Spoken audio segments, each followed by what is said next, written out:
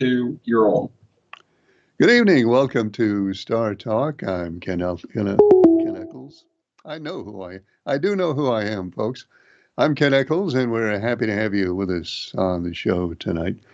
Um, have phone line open that you might call, and also the email address, which is KECHOLS47 at gmail.com. You can give us a call or send us an email.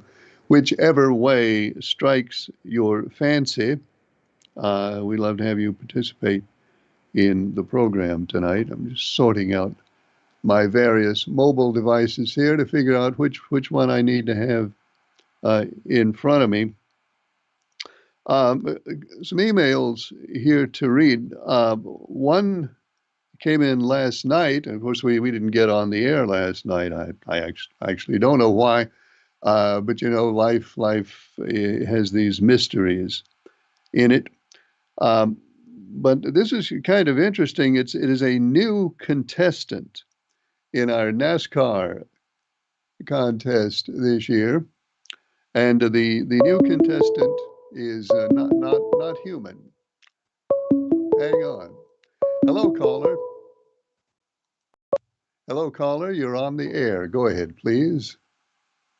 Well, good evening, Mr. Ken. Good evening. How are you?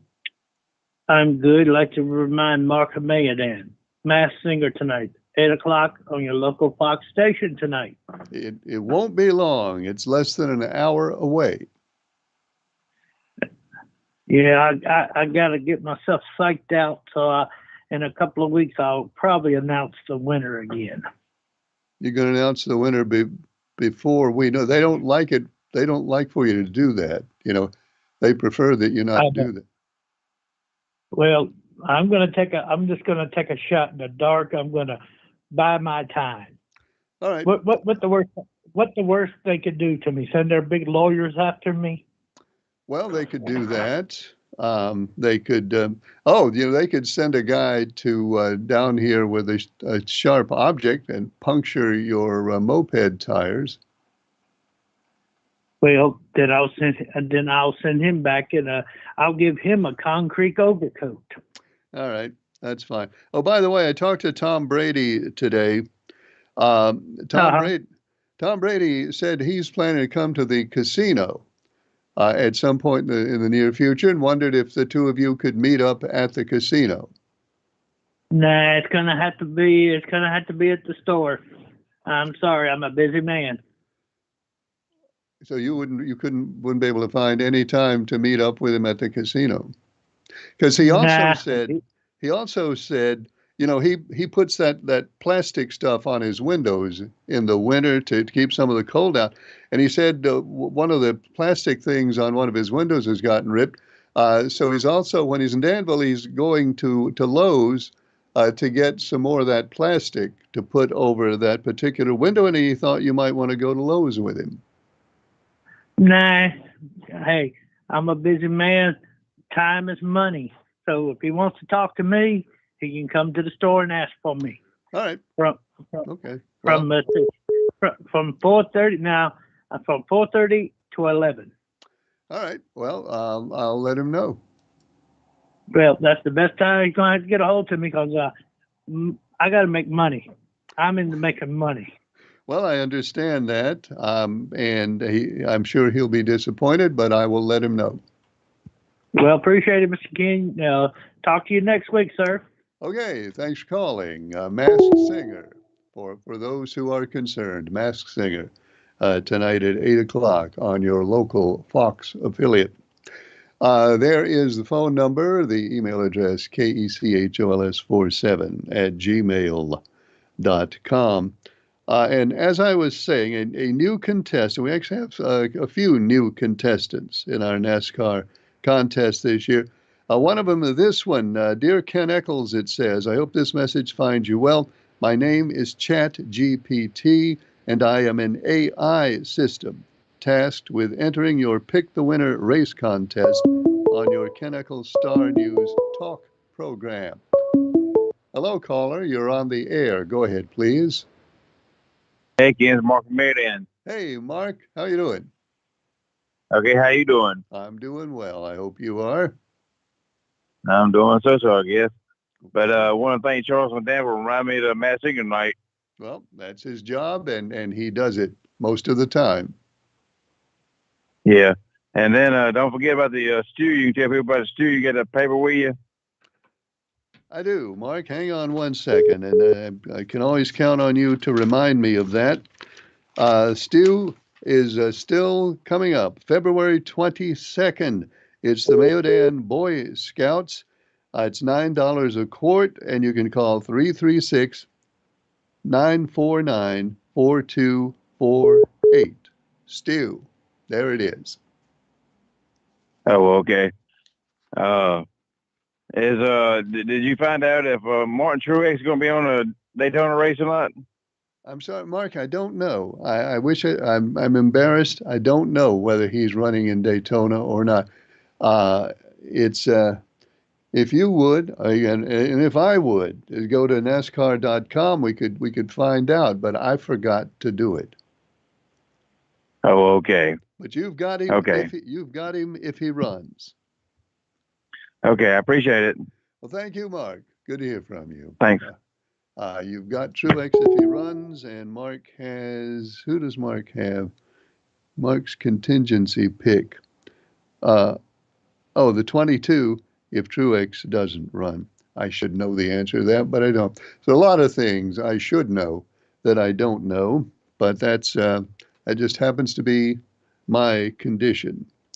Anyway, this Chat GPT is entering our NASCAR contest.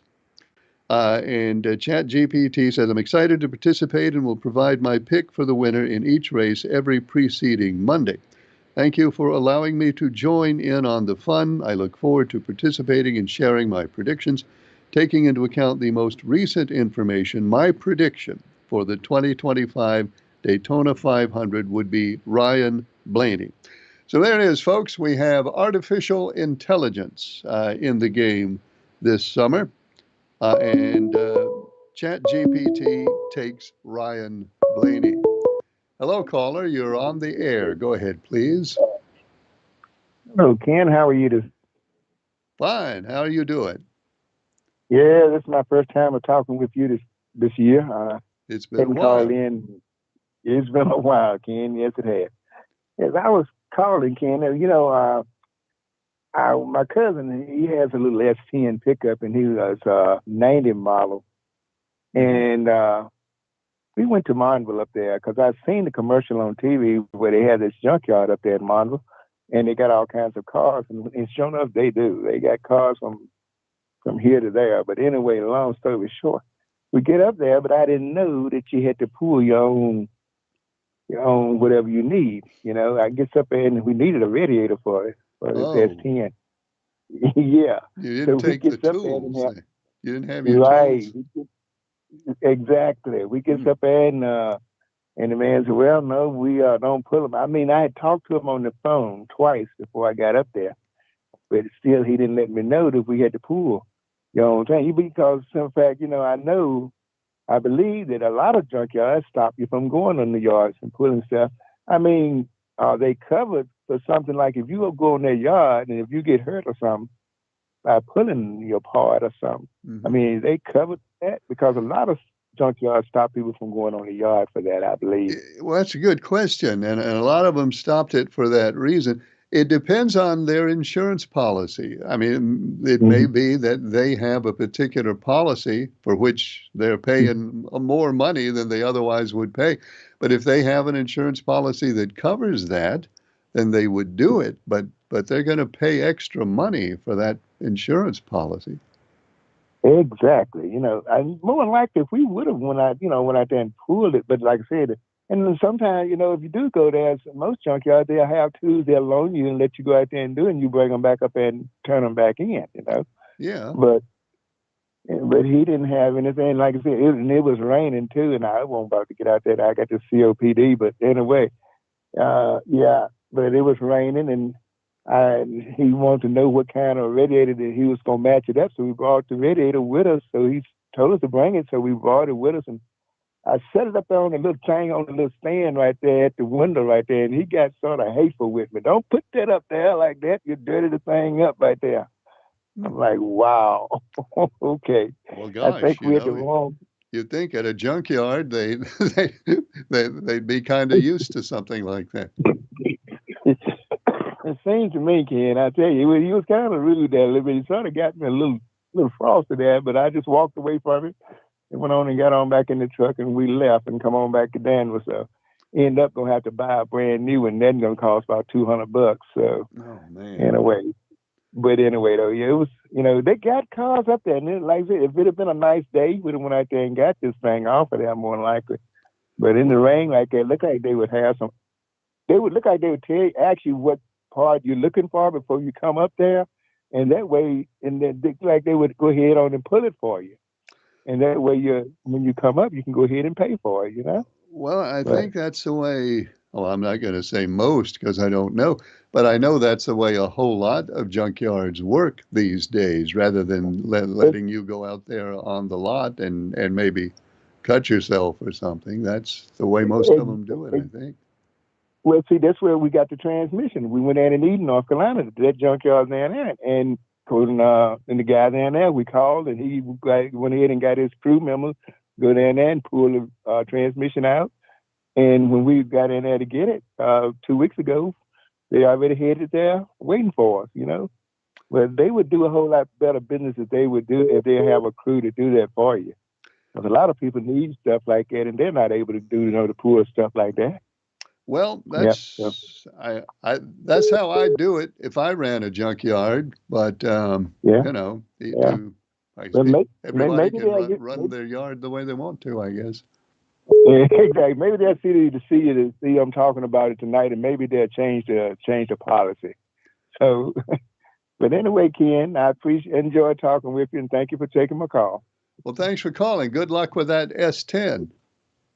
All right, thank you, sir. Appreciate it. Thanks. All right.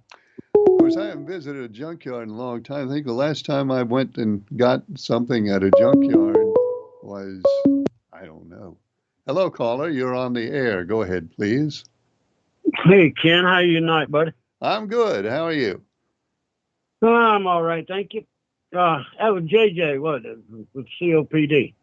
Yes, it was. Yeah. Okay. I just want to let him know, Mr. Draper here. And you also, I want you to try something if you would, please. Me? This will give him instant breathing about half again better than what he breathes normal. Okay. Without taking anything. And I'd like for you to try it because it helps anybody. And what it does, it stimulates the pituitary gland. And it immediately opens up your top of your head, sinuses area. You can breathe through your nose and take a complete deep breath of air and then blow it back out your mouth. In through the nose, out through the mouth. That's what the coaches always taught us. And what you do is you take one thumb and forefinger and you squeeze the other thumb and forefinger, the other thumb at the base of it on each side. And that stimulates the pituitary gland in the base of the brain. Try it yourself while you're doing now and breathe through your nose and see if you can't breathe better. But you've got to squeeze on your side of your thumb. Well, all right. I really breathe pretty well already. I don't know. I might not be a good example. It's your nail. Turn your thumb over. Like that? Yeah, turn it over. It's the base on each side of your nail from the top down. Like from here? You're in the wrong, what I'm seeing, you're in the wrong place there. Down here, base of the thumb. No, the end of your fingernail. End of my fingernail. Oh, okay. End of your thumbnail all the way out to where it grows out of the skin on each side. Like that? Yeah, on each side of it where it comes out of the skin. On the side. Okay. Yes, like that. Yes. Just gently pull down and squeeze. You don't have to do it hard. No. Pull the pressure down and squeeze with your right hand. I'm squeezing. Squeeze your left thumb with your right hand That's what I'm on doing. the sides, That's what I'm at the doing. base, on the base of your nail. That's what I'm doing. Okay. Breathe through your nose now and see if it doesn't work much better while you're squeezing it. Well, And just try it. I mean, yeah, you've got it right now. You don't have to kill yourself doing it. Just gently pressure on each side. I All right. use the back end of a clothespin and I leave it on my thumb. I wake up in the middle of the night and can't breathe. That's what I do. And right. But the point I was trying to make, and the point is, I can breathe extremely well in through my nose already, so I might not be a good example to see how much of an effect it would have, because I'm not having any trouble breathing in. Okay, well, it still stimulates your pituitary gland, which is healthy. Okay, well, that's good. Then I'm doing that right now. Okay. I've got a friend also who's got COPD. She's a little older than I am. I sent her a video of how to do it. And the next day she sent me a video of thank you so much. Thank you so much. I can breathe twice better when I do that. Well, good. I'm glad. So JJ can try it. Yeah, JJ can try it. And it doesn't hurt anything, you know. I mean, you don't have to squeeze it hard. You can get comfortable and just put gentle pressure on it. Mm-hmm. Like I say, I put the back end of a clothespin on each side of my thumb because my thumb's fat, and then just have the clothespin toward my palm, and that holds the pressure. You could put tape around your thumbnail. You could anything like that, just to hold pressure on it, just with Scotch tape. All right. Well. Yeah. Okay. So that's a good thing for anybody that can't breathe, that needs quick air, real quick. Next time I get a cold, I'll try it and see if it helps. Okay, it will. All right. Have a good night. Bye-bye. Thank you. Thanks a lot for calling. I appreciate that. Right there, like that. Of course, while I was doing that, I dropped my phone. Well, let's answer this phone. I'll look for the other one. Hello, caller. You're on the air. Go ahead, please. Hey, Mr. Eccles. Can you hear me okay? Yes. I just wanted to say to I think it was JJ, the gentleman that called also, the place he's talking about is actually, it's not a junkyard. It's like a junkyard, but it's called Meeks Pick and Pull. And that's their whole thing, is that you pick and pull what you want, and they are apparently able to be cheaper, or as cheap as possible, because they don't have that extra labor cost. Okay. But he was asking about the safety of the place, and that's one of their big things too, is that apparently they spent, I mean, between like $50,000 and $100,000 on gravel to make sure the whole area was brand new gravelled, and then that it was clean, that people could get under the vehicles, and everything is propped up permanently to be there. So it's not just a regular junkyard. They don't just haul the vehicles out there and set them. Vehicles are placed with a solid foundation with enough room to get under them and around them. And also, he went in on the wrong side. They are a recycling center, and then the pick and pull is a side business, and it's just grown larger and larger. So he went down to the recycling business. If he went just a couple doors down from the main road up there where he entered, if he'll enter on the side that says Meeks Pick and Pull, they literally have a list of everything they have there. They have wheelbarrows, they have tools that you can take down there. They have everything that he wanted. And I think that's why possibly the gentleman, I don't know, I know he didn't particularly care for the person that he had there, but he was down there with a different business. Okay, and so maybe they should have let him know. He was in the recycling but yeah, office. Yeah, he wants to go up to the top where it says Meeks Pick and Pull. And again, that's the thing, that's part of their advertising, is they say they're not a junkyard, they're an outdoor super center. All right. Well, that makes sense. So, yeah, that's their thing, pick and pull. Pick and pull. Anyways, in the name. Good luck to the gentleman, but I think he'll have a little better experience if he goes up there to the actual part of the business where they know what's Okay. going on. So if he'd gone to that office, then they would have let him borrow the tools then. Oh yeah, it's not like they have a few tools there. I mean, they have tools for if multiple people, if they come, get overloaded, they have wheelbarrows so you don't have to just carry your stuff up and down. They've got this well thought out. Their whole thing is to be able to have people come by and pick up, what they want and have a way to get it. So. Okay, so that sounds a lot different than your common junkyard. It does indeed. Like I say, that's their thing. They say we're not a junkyard in their advertising. They say they're an outdoor super center, but it basically is is what you're used to with a junkyard. But it's like I said, it's different in that it's clean everywhere that you have access to. I guess he didn't get down there to see this, but everywhere that you have access to, it's clean, it's gravel, there's not weeds growing through and that kind of stuff. They literally did all this during the summer. So all this stuff is brand new, fresh. All the vehicles that you can get to, that you have access to, are all put up on, I guess, a somewhat permanent foundation. I've been down there, and you're not going to be worried about your safety. Okay, well, that's good to know. Thank you. All right. Thank you, Mr. Eccles. Bye-bye. Good night. Phone line is open right now at that number, and the email address is KECHOLS47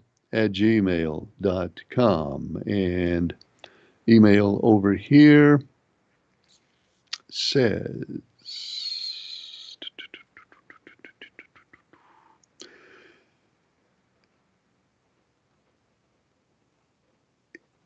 do you think artificial intelligence in our human game is anywhere close to fair?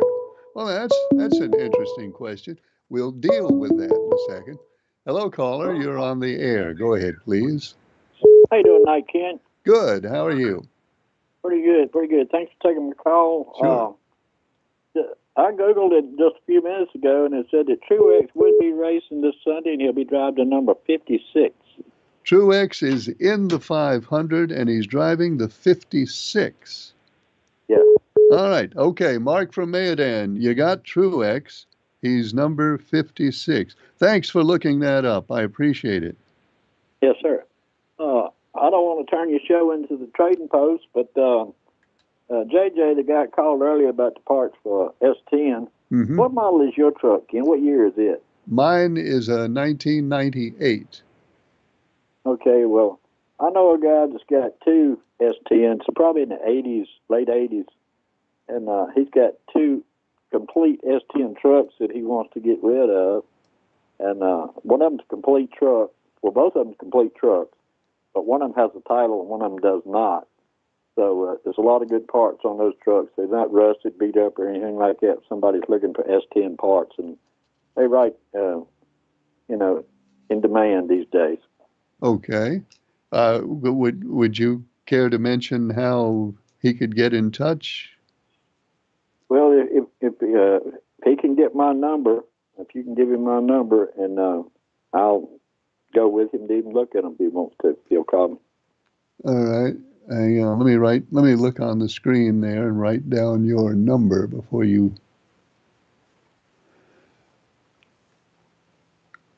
Okay. If he wants to call me back at some point, then I'll give him this number. Okay. Yeah, I used to have one of those trucks myself, Ken. They're right good little trucks that a lot of people putting V8 motors in them and stuff nowadays, making hot rods and stuff out of them. But the parts for them's hard to find now. Yeah, there's a lot of demand for the S10 bodies, because somebody tried to buy mine right out of my backyard one day. And I said, well, it's not for sale. And he said, well, I'll give you $500 for it. I said, man, even if it was for sale, you wouldn't buy it for $500. That's not a serious offer. No way. No way. I bought a 1990 Toyota truck Ken, in let's see, 2011. Guy had it in his backyard, and he hadn't driven it for several years. But I bought that truck. I gave $1,000 for it. I brought it home. I had to put a water pump, fuel pump, clutch, tires, a heater core, several things on it. But I bought that truck, brought it home, and did a little work on it. And I drove that truck for 13 years. I gave $1,000 for it, and I sold it last fall for $6,500. Wow. Good deal. But those old trucks is, they hold their value too. Especially Toyotas. Well, mine has, and people don't believe this, but I'll say it again. Mine has just under 580,000 miles on it. So it's not exactly what you'd call a new truck. But still, I wouldn't sell it for $500. I mean, I use it. I wouldn't be able to replace it for $500. That's the thing. I mean, you go online and look at stuff that you know nothing about and have no guarantees with or anything, and you just can't replace it. Nowhere near what people want to give it to you. So now you got a real deal on yours, Ken. I got a 1991 Toyota truck, 4-wheel drive, that I bought brand new. And, it's original paint, original everything. I hardly ever drive it. And it's 4-wheel drive. And it's only got 21,000 miles on it. So, people wanting to buy that one, but, they don't want to give me anything for it. Well, maybe my guy will come by and offer you $500 for that. Nah, I don't think that one's going to happen, kid. Don't think Let me ask you something. I heard on the news the other night that the state legislature in Raleigh is wanting to change the concealed carry permit law to where you don't have to have a concealed carry permit. Is that true? I don't know. I haven't heard that. I also heard that they want to lower the age to buy a gun from 21 to 18. Haven't heard that either. So I don't know what to say to that. Don't know. Yeah. Get a chance to check into that, but I don't think that would be a good thing. I mean, we don't need a bunch of half-cocked people walking around with AR-15s and M16s at the age of 18. I just don't think that would be a good idea for the public. And I'm sure the police officers don't want us not having to have a permit for concealed carry, Well, again, since I haven't heard either of those, so I can't say anything definitive about them, but I'd be very surprised if they were going to lower that age to 18. Yep. That would surprise me. Yep. All right, Kim. Have a good weekend, man. It's good talking to you. Thanks for calling. Good to hear from you. Phone line is open there. Let me get back to this email over here that said, do you think artificial intelligence in our human game is anywhere close to fair? Well, I don't.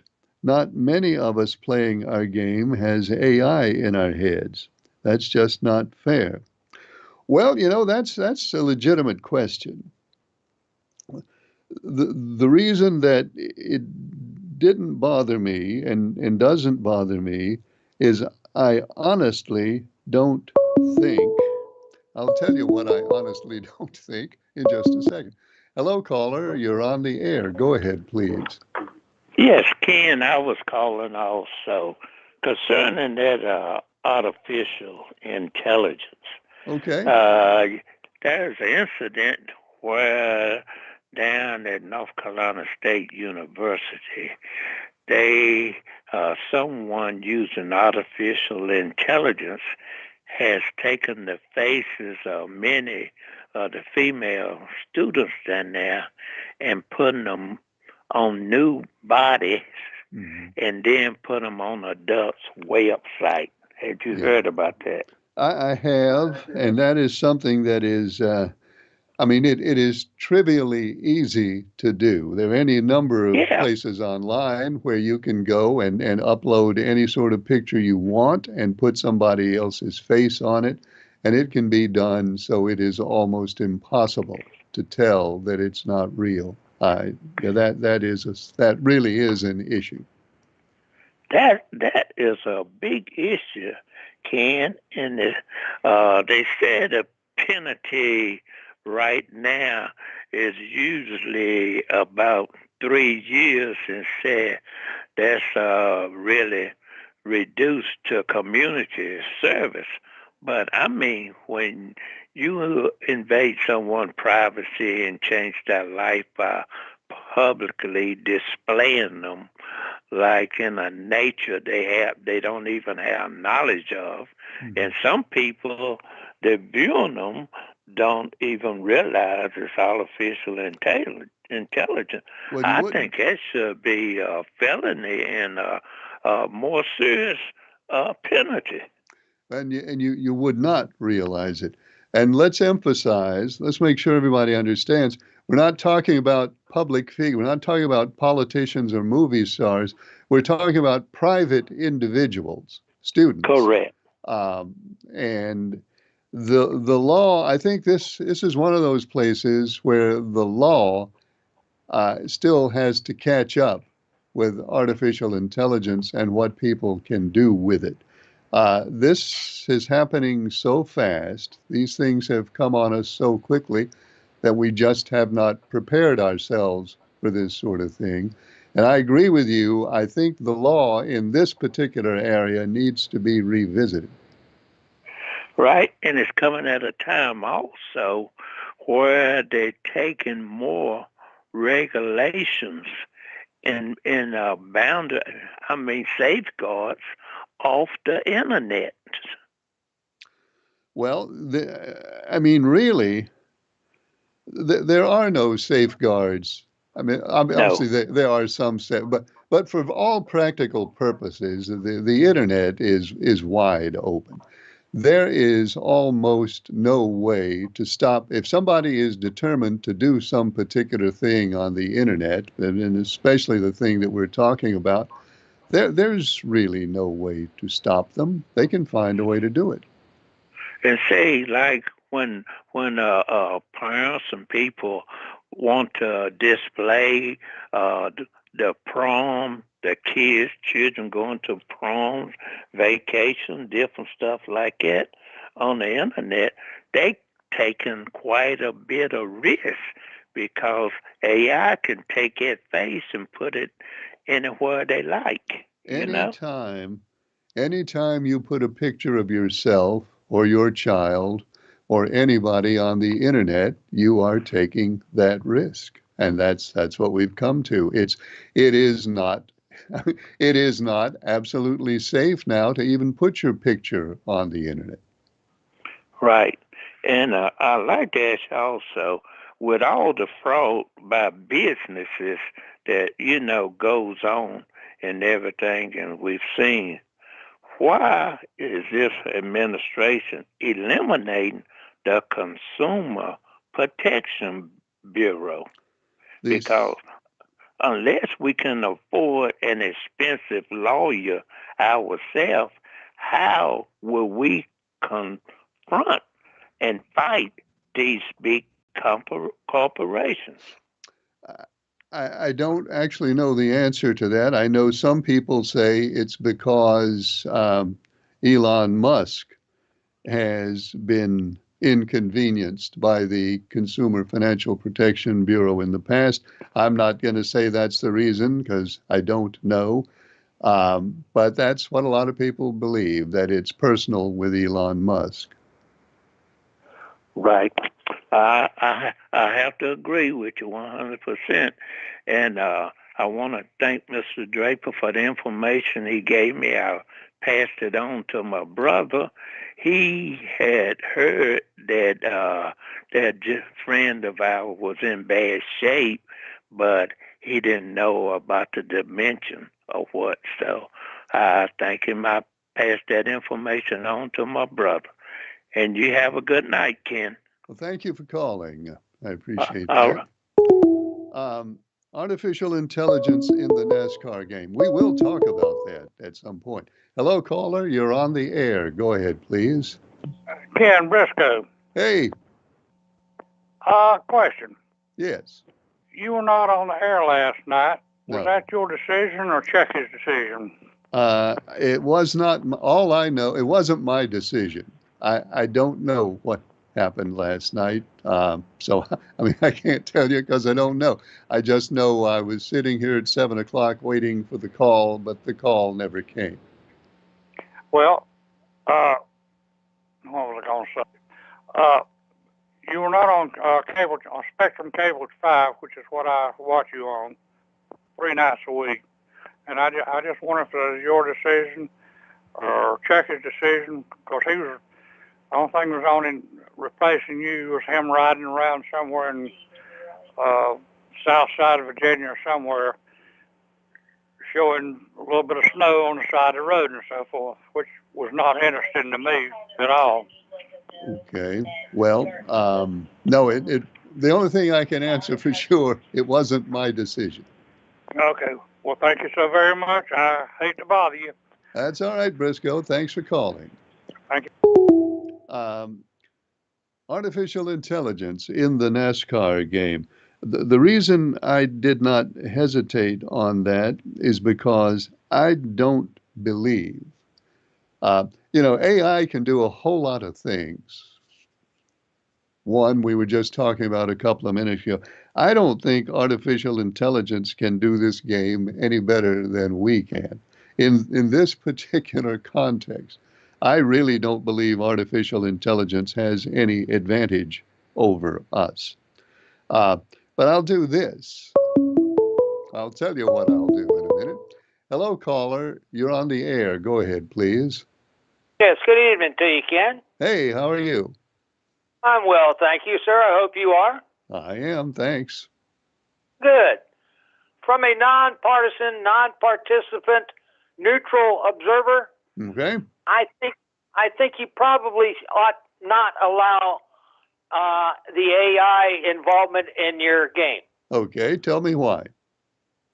Well, it's not so much that I think they're going to do any better at picking a winner of the race than any of the other participants are, because I don't. There's too many variables involved that I don't think can be fixed one way or another right now. Right. So, with that said, mostly because I think the rest of the participants are going to feel like it's not a fair contest. Okay, that's okay. I understand that. You may be right about that. I'll tell you, here's what I'm going to do. I started to say this when the phone was, here's what I will do, because people might be concerned about that. We're going to accept ChatGPT's pick every week, and we're going to keep up with how well ChatGPT does. And I think the question will answer itself. If we get, say we get a month, 2 months, 3 months into this, and if ChatGPT has a 72-point lead over everybody else, then I will acknowledge that it has an advantage, and he'll be disqualified from winning the prize. So that's what we'll do. That's a good way to go. Another possible option would be for example, when a Cup driver runs in an Xfinity race, mm-hmm. they're not eligible for any points that they gain if they win that race, for example. Right. So you could, for example, allow your chat AI or whatever to be involved in your game with the knowledge that it doesn't matter whatever position they might be in, they're not really there. So if you're number 2 and they keep winning all the races, well, then you just erase them. You're still number 1 and get number 1 points anyway. Right. Yeah, I agree with that. I mean, I guess that's basically the approach.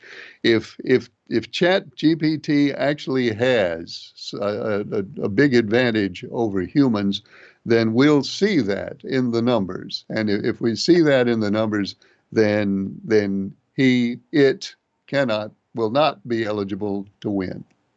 Well, and of course, there's always this thought that occurred to me as this whole topic came up was, okay, so Chat AI is going to be involved in a contest. how are they going to pick up the tickets? Well, that's a good point. The tickets wouldn't be of much use. I mean, yeah. All right. Is it just me? Because when I look at it, I go, okay, I would be more interested to see what happened if they in fact did win. Well, I guess maybe at some point a truck would drive up to Hollywood Cinema there, and they'd roll this enormous, well, probably wouldn't be all that enormous, this big server into the lobby, and somebody would have to deposit 2 tickets into a slot on the front of the server. But you probably wouldn't want to sit behind it in the theater, though. No, and I think you'd probably have enough advanced warning when they have to start setting up all the additional AC units to plug this thing into when it arrives. But I mean, if you think about it, here's what I think.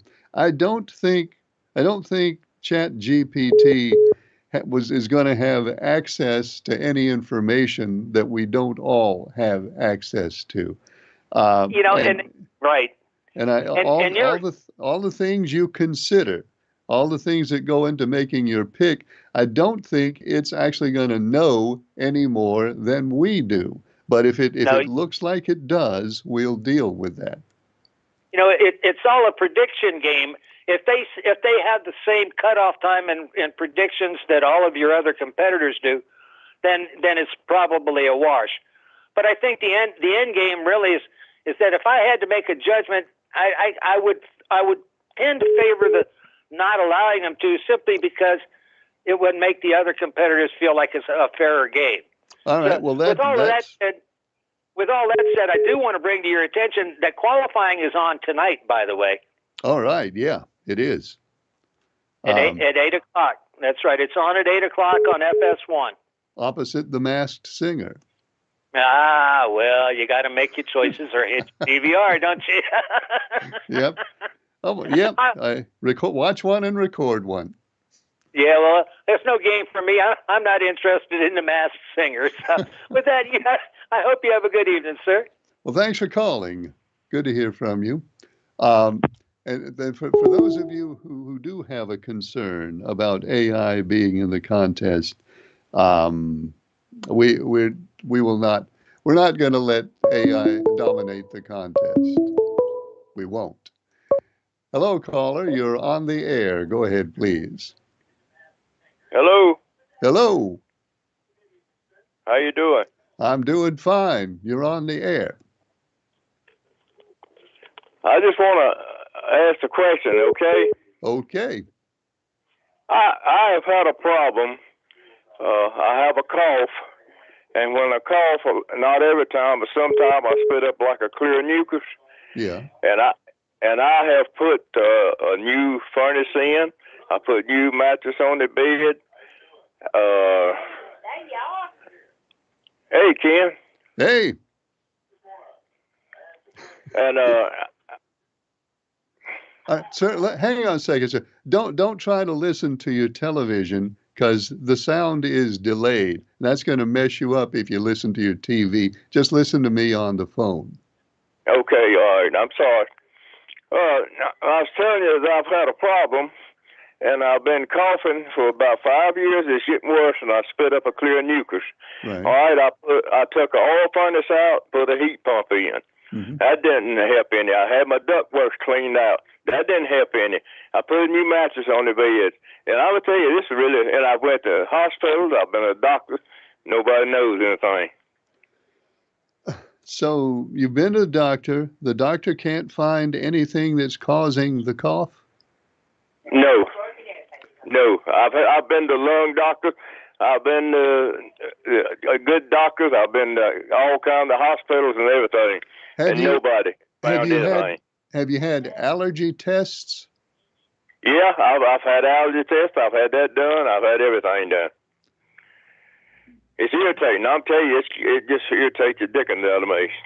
Well, I mean, I don't have any particular knowledge about that to say anything about it, other than if it's not an allergy, if they can't find a physical problem and they can't find an allergy, it seems to me that you're probably, I mean, I'm just guessing, right? This is a guess. I'm guessing that you're probably allergic to something that they just haven't figured out yet.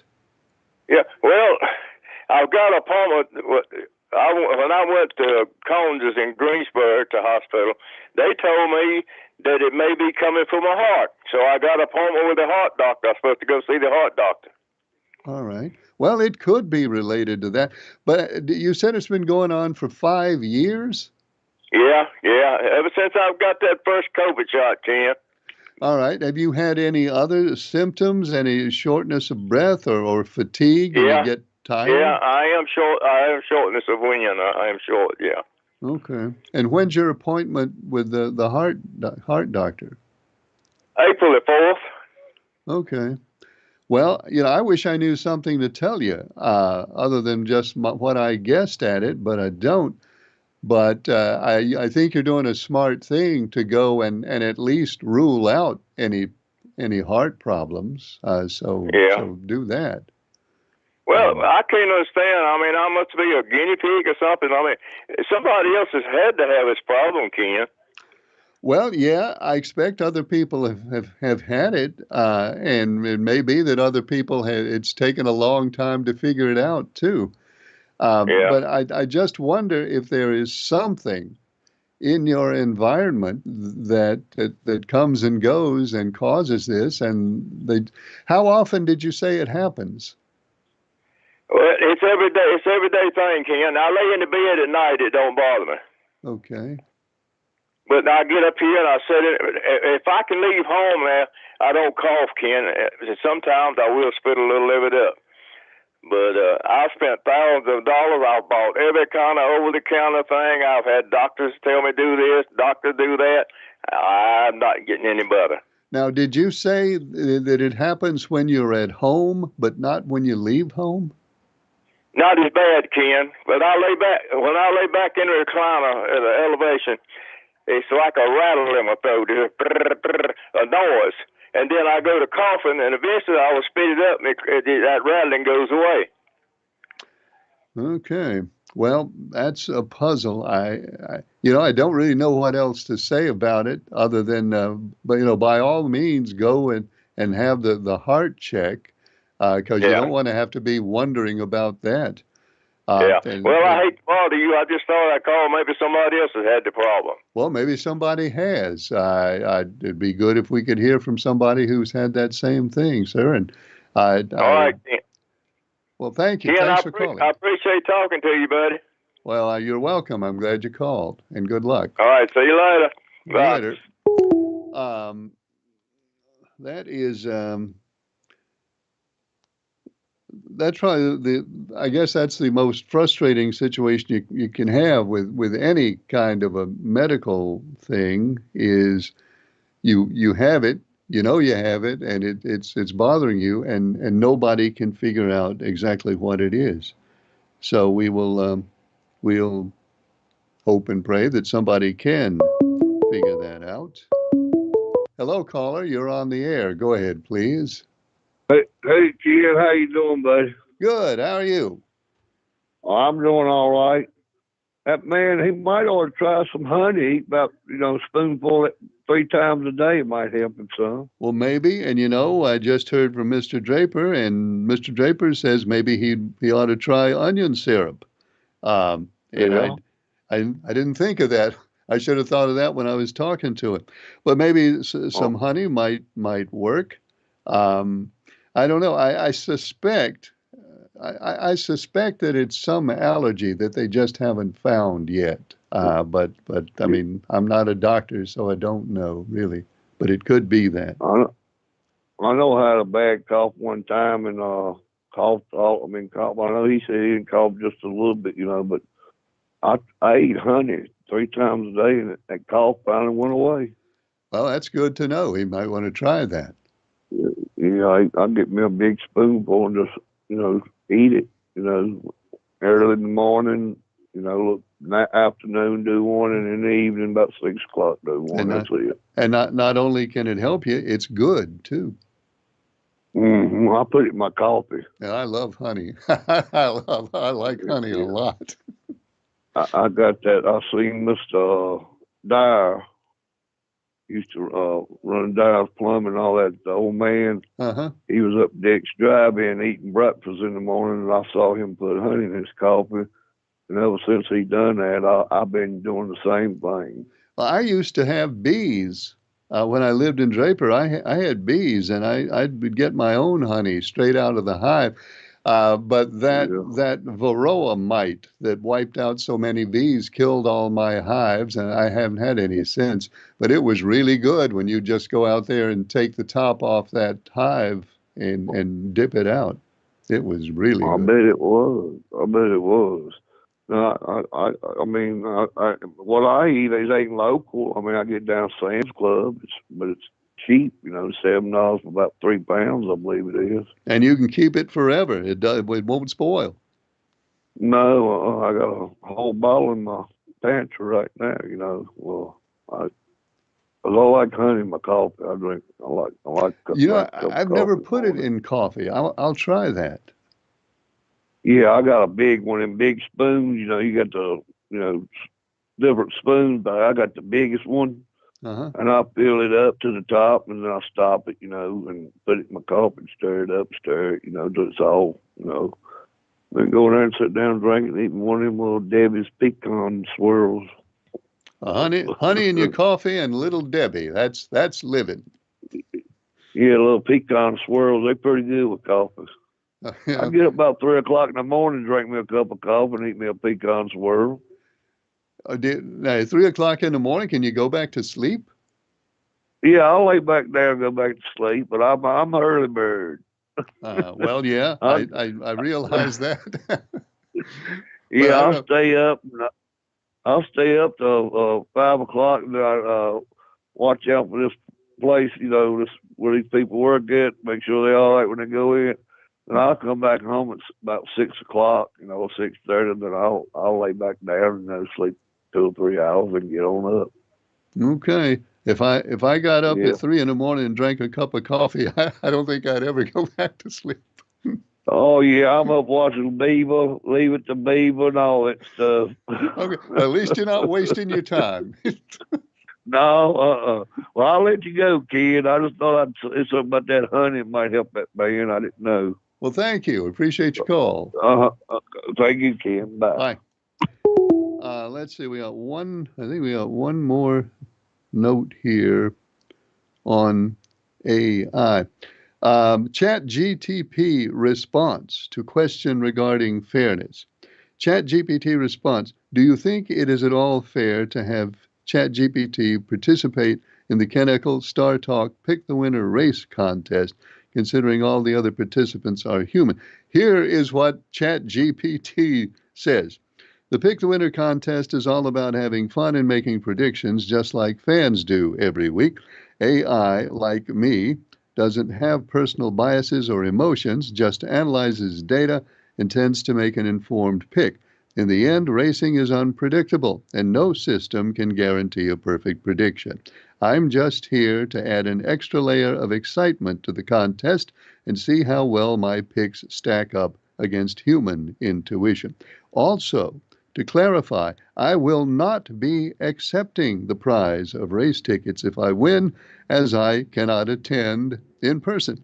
This should alleviate any concerns about fairness. Thank you, ChatGPT. Well, I think that is an excellent point. ChatGPT can't go to the race, can't go to the movies, can't do any of those things. So whatever its pronouns are, it will not be able to cause any human being not to receive the prize. So that being the case, I don't think it's really a problem just to recognize ChatGPT and his or its and ChatGPT's weekly picks. So we'll see how ChatGPT does in relation to all the human contestants. But in any event, it's still going to be a human that wins the prizes. So, that being said, that's all the time we have for Star Talk tonight. We're on the air Mondays, Tuesdays, and Wednesdays. Hope you join us next time. Thanks for watching. I'm Ken Eccles.